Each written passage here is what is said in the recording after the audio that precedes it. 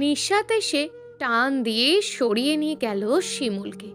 আর একটু হলেই ছাদ থেকে ঝাঁপ দিত সে, কিন্তু নিশাত সরিয়ে নিয়ে গেল তাকে। বৃষ্টি হচ্ছে, তার মাঝেই শিমু ছাদে চলে আসছিল। কি করছিস এসব আপ্পি? এত কাছে গেলি কেন ছাদের? তোর যদি কিছু হয়ে যেত? আমার আবার কি হতো? দেখ, ও দাঁড়িয়ে আছে আমার অপেক্ষায়, যেতে হবে তো আমাকে। আপ্পি, কেউ নেই দাঁড়িয়ে, চল এখান থেকে। নিশাত টেনে নিয়ে নিচে নিয়ে গেল শিমুলকে।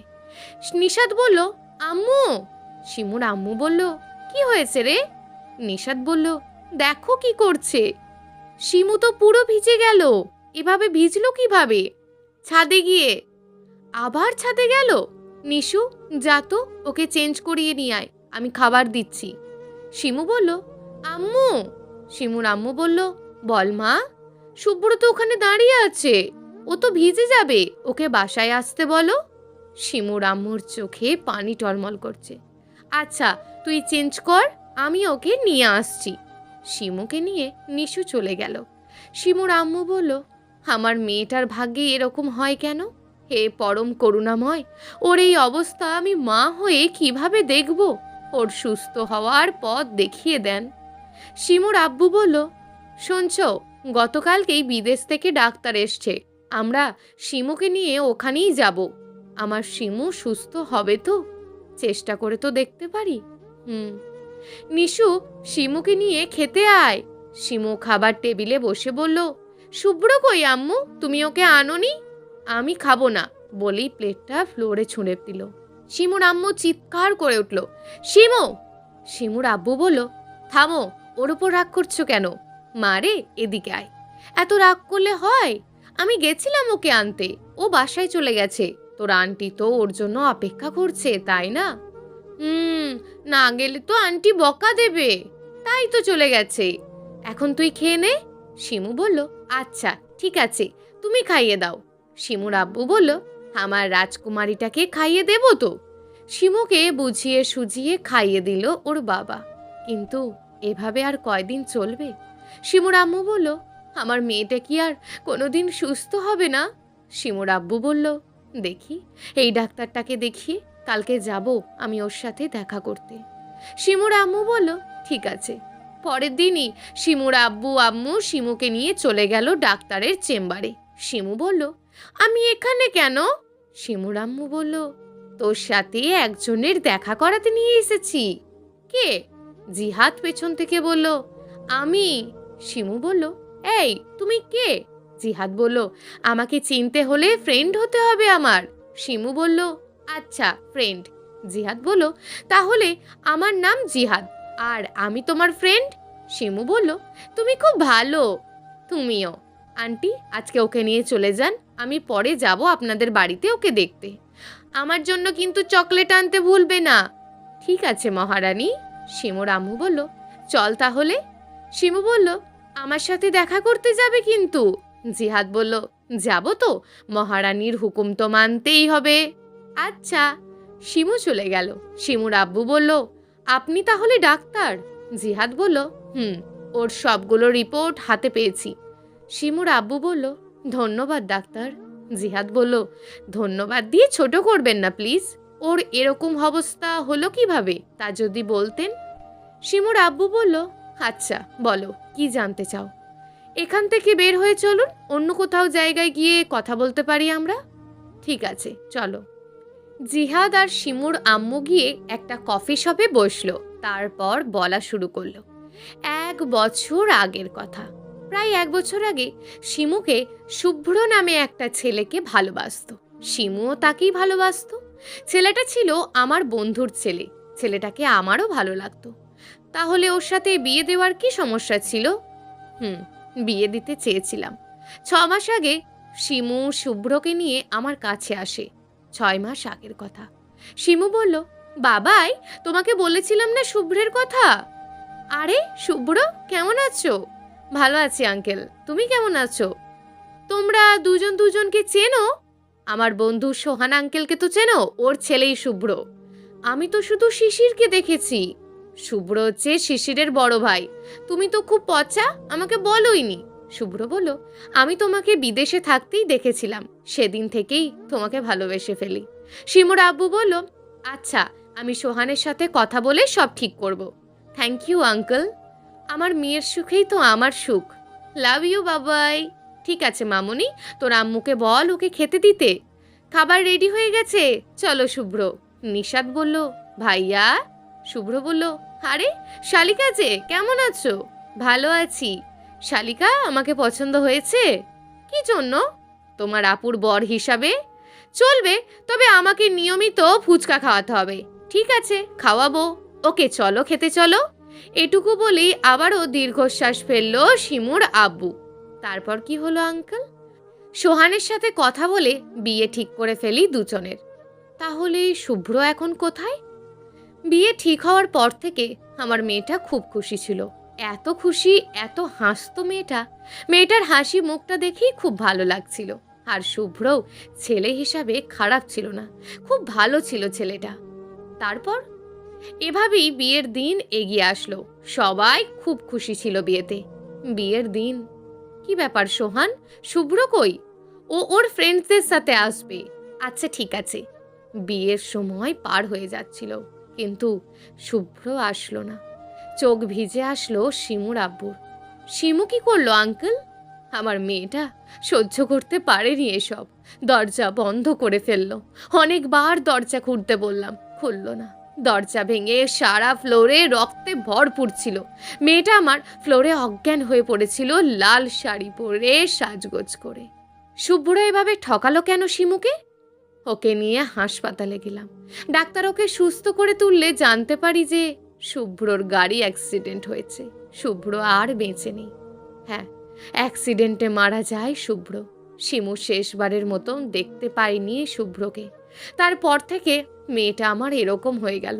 তুমি আমার মেয়েটাকে বাঁচাও, ওর এই অবস্থা আমার যার সহ্য হচ্ছে না। ডাক্তার বলল, ওর মানসিক অবস্থা নাকি ঠিক নেই। সব জায়গায় ওর অনুভূতিতে নাকি শুভ্র মিশে আছে, আর ওর অনুভূতিকে মোছা কারোর পক্ষেই সম্ভব না। আমার মেয়েটাকে বাঁচাও প্লিজ। চোখ দিয়ে পানি পড়তে লাগলো শিমুর আপুর।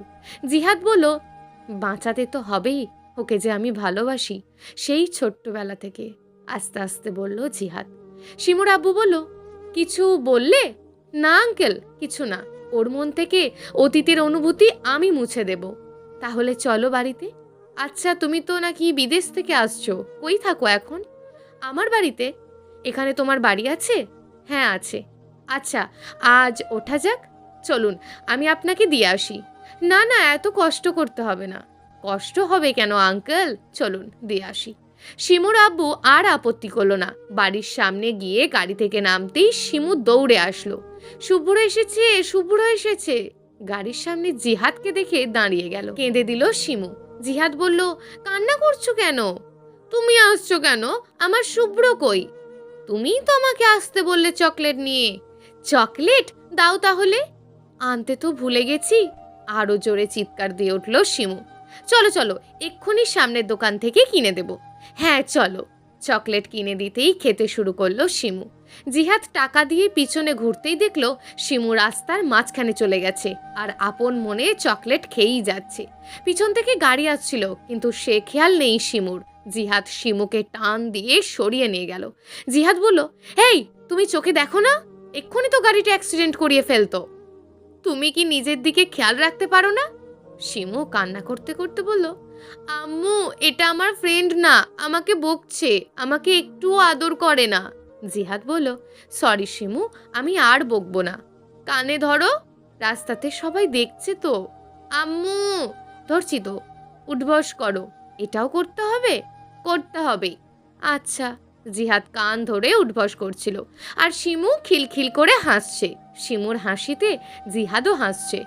আচ্ছা, আর লাগবে না, শুভ্রকে বলবো তুমি অনেক ভালো। শুভ্রের নাম শুনতেই জিহাদের মুখটা কালো হয়ে গেল। চলো, আম্মু তোমার জন্য রান্না করছে। আচ্ছা চলো। ভিতরে যেতেই নিশাত বলল, ভাইয়া তুমি কান ধরছো? আমি ছাদ থেকে দেখেছি। কি করব, মহারানীর আদেশ মানতেই হবে। ভাইয়া একটা কথা বলবো? হ্যাঁ বলো। ভাইয়া, আমার আপুর বর্তমান হয়তো ওই অতীতেই আটকে আছে, তাই আপু বোঝে না যে তুমি ওকে ভালোবাসো। তুমি ভালোবাসো তাই না ভাইয়া? এসব বাদ দাও তো। তুমি তাহলে আপুকে ভালোবাসো না? হ্যাঁ, ভালোবাসি। অনেক আগে থেকেই ভালোবাসি। কিন্তু তোমার আপু কি আমার হবে? শিমু বলল, যা। জিহাদ বলল, কি হলো? উপরে দেখো। বলতে না বলতেই চিকেনের পিসটা জিহাদের গায়ে এসে পড়ল। শিমু জোরে জোরে হেসে উঠল। রাগ উঠলেও শিমুর হাসি দেখে জিহাদের রাগ চলে গেল। সরি ভাইয়া, আপু একটু। আমি কিছু মনে করিনি। আমি একটু ফ্রেশ হব। জ্যাকেটটা খুলে ফেলে ফ্রেশ হয়ে এলো জিহাদ। শিমু চুপচাপ এতক্ষণ সব কিছু দেখছিল। জিহাদ বলল, কি ব্যাপার, খাবার খাচ্ছ না কেন? শিমু বলল, আমি তো নিজের হাতে খাই না। এত বড় মেয়ে, নিজের হাতে খাও না? আমাকে খাইয়ে দাও। আমি কাউকে খাওয়াতে পারি না। না দিতে হবে, বলেই চিৎকার শুরু করে দিল শিমু। বাধ্য হয়ে জিহাদ খাবার নিয়ে খাইয়ে দিতে লাগলো শিমুকে। নিশাদ ভাইয়া, আপু যা বলে আর তাই করা লাগে সবাইকে। তুমি রাগ করো না প্লিজ। আরে না না, রাগ করিনি। ওর ওপর রাগ করা যায়? ফ্রেন্ড, তুমি অনেক ভালো। আমি এতগুলো সরি ওরকম করার জন্য। তুমিও অনেক ভালো। এখন চুপচাপ খাও। খাবার খেয়ে শিমু ঘুমাতেই জিহাদ চলে গেল। বিকেলে ঘুম ভাঙতেই জিহাদকে দেখতে পেল না শিমু। বাবাই, আম্মু, কি হয়েছে? আমার ফ্রেন্ড কই? তোমার ফ্রেন্ড ওর বাসায় গেছে। আমাকে রেখে গেল কেন? আমি কিচ্ছু রাখবো না, সব ভেঙে ফেলবো। পুরো রুমের জিনিসপত্র তছনছ করতে লাগলো শিমু। আমার ফ্রেন্ডকে চাই, এক্ষুনি চাই। আমার ফ্রেন্ডকে তোমরা তাড়িয়ে দিলে কেন? শিমুর আব্বু বাইরে থেকে দরজা লক করে জিহাদকে কল দিল। শিমু ভিতরে চিৎকার দিয়ে কাঁদছিল। 10 মিনিট পরেই দরজা খুলে জিহাদ ঢুকতেই একটা ফুলের টব ওর দিকে ছুঁড়ে মারল। তবে জিহাদের গায়ে এসে লাগেনি এটা। শিমু বলল, ফ্রেন্ড, তোমার লাগেনি তো? আমি ভেবেছি ওরা তোমাকে তাড়িয়ে দিয়েছে। তুমি আমাকে ছেড়ে কোথাও যেও না ফ্রেন্ড। বলেই দৌড়ে এসে জড়িয়ে ধরল জিহাদকে। কিছুক্ষণের জন্য অবাক হয়ে গেল জিহাদ। তারপর শিমুকে জড়িয়ে ধরল সে। রুমের এই অবস্থা করলে কেন? তুমি তো গুড গার্ল, ভালো মেয়েরা কি এসব করে? তুমি চলে গেছিলে কেন? আর যাবে না তো? না, যাব না। তবে এসব করা যাবে না। আচ্ছা, তুমি থাকলে আর করব না। চলো এবার রুম গোছাবে। ঠিক আছে। এভাবেই শিমু এক মুহূর্ত জিহাদকে চোখের আড়াল করতো না। তাই জিহাদ বাধ্য হয়ে শিমুদের বাড়িতেই চলে আসলো। শিমুর আব্বু বলল, তোমার অনেক কিছু করতে হচ্ছে আমার পাগলি মেয়েটার জন্য। কিন্তু কয়েকদিনেই সে শুভ্রকে একেবারের জন্যও খোঁজেনি। না আঙ্কেল, এসব কিছু না। ওকে আমি সুস্থ করেই ছাড়বো। অনেক ধন্যবাদ। আমার মেয়ে সুস্থ হলে আমি সারা জীবন তোমার কাছে কৃতজ্ঞ থাকবো। আঙ্কেল, ধন্যবাদ দিয়ে ছোট করো না তো। ফ্রেন্ড কই তুমি? আঙ্কেল, আমি আসছি। যাও। কি হয়েছে? আমাকে শাড়ি পরিয়ে দাও। আমি নিশুকে ডেকে দিচ্ছি, ও পরিয়ে দেবে। তুমি মানে তুমিই পরিয়ে দেবে। বলেই গায়ের ওড়নাটা খুলে ফেলে দিল খাটে। একটু অপেক্ষা করো, পরিয়ে দেব। আস্তে আস্তে শিমুর দিকে এগিয়ে আসলো জিহাদ। খাট থেকে ওড়না নিয়েই চোখে পেঁচিয়ে নিল। মহারানীর হঠাৎ শাড়ি পরার কারণ কি? শাড়ি পরলে আমাকে ভালো লাগবে, আর তুমি আমাকে ভালো বলবে। তুমি এমনিতেই কিউট, কিন্তু আমি শাড়ি পরবই। ঠিক আছে।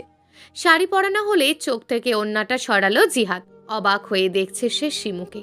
আমাকে এবার সাজিয়ে দেবে? আচ্ছা চলুন মহারানী।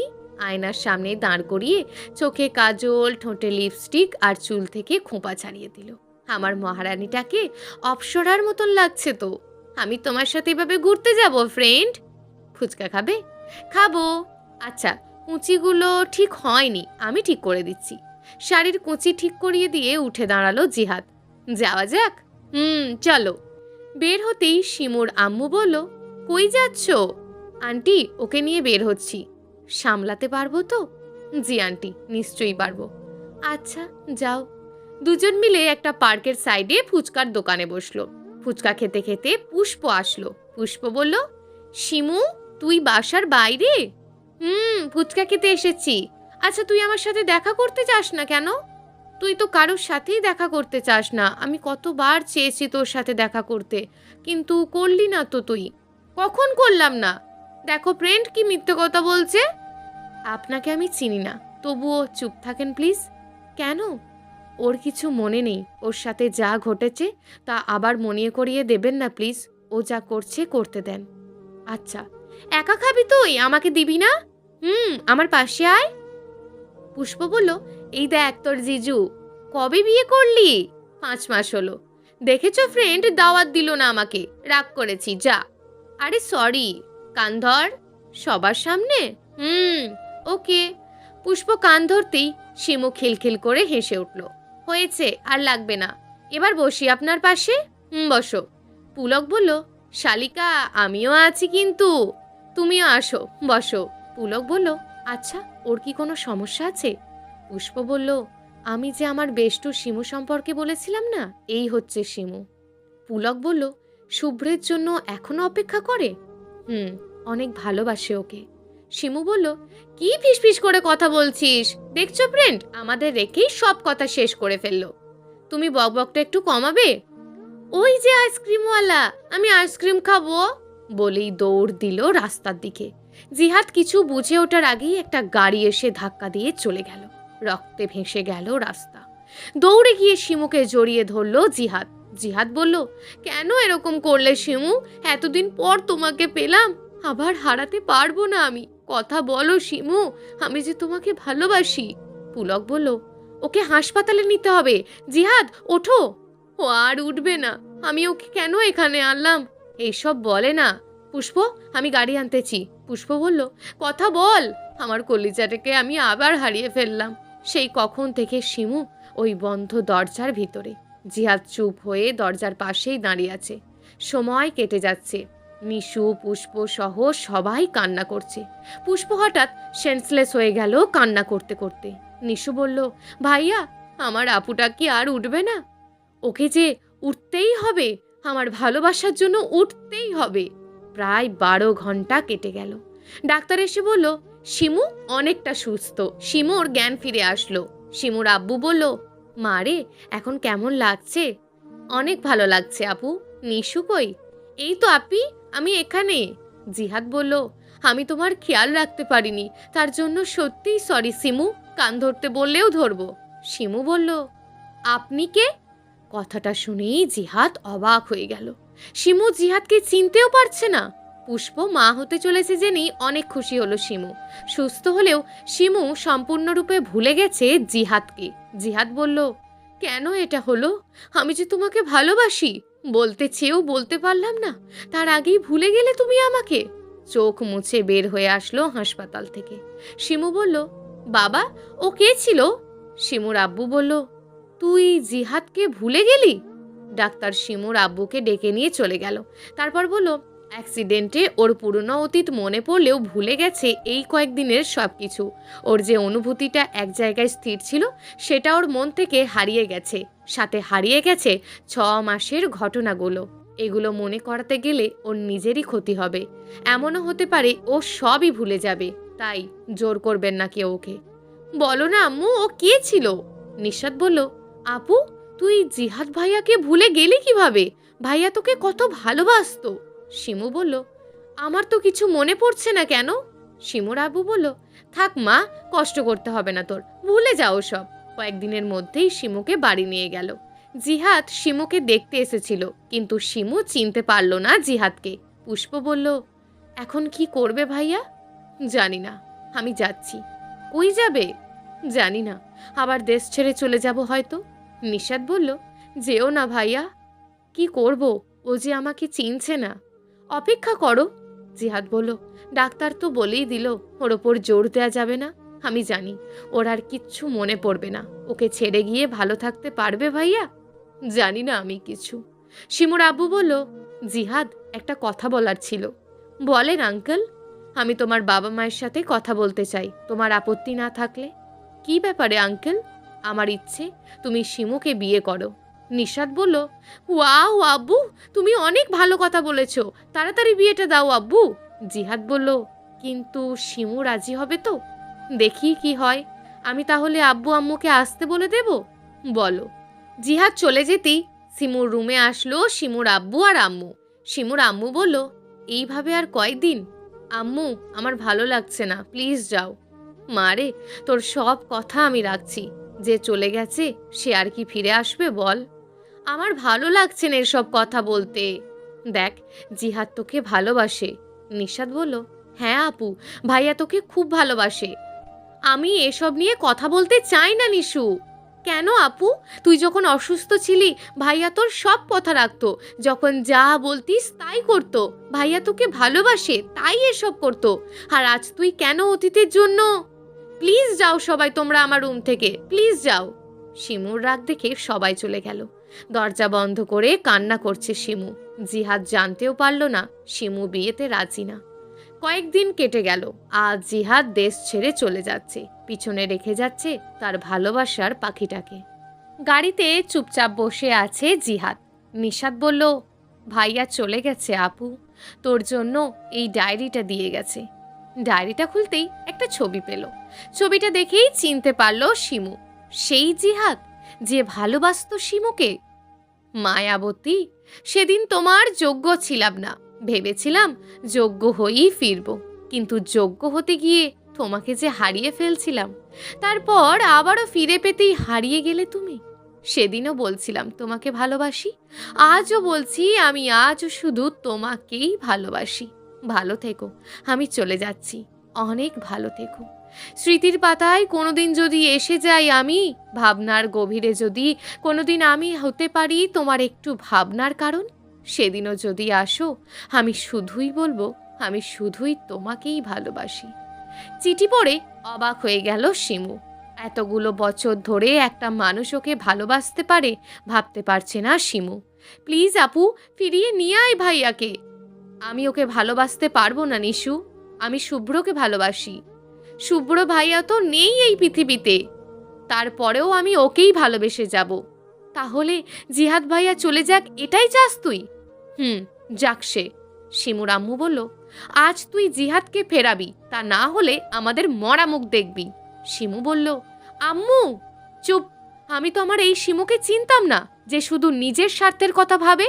এতগুলো বছর একটা ছেলে তোকে ভালোবাসলো, তোর জন্য দেশে আসলো, তোর দেখাশোনা করলো, আর কি প্রতিদান দিলি তুই? আপু প্লিজ যা। যাচ্ছি। গাড়িতে বসে ফোন দিয়েই যাচ্ছে শিমু, কিন্তু জিহাদের ফোন ধরছিল না।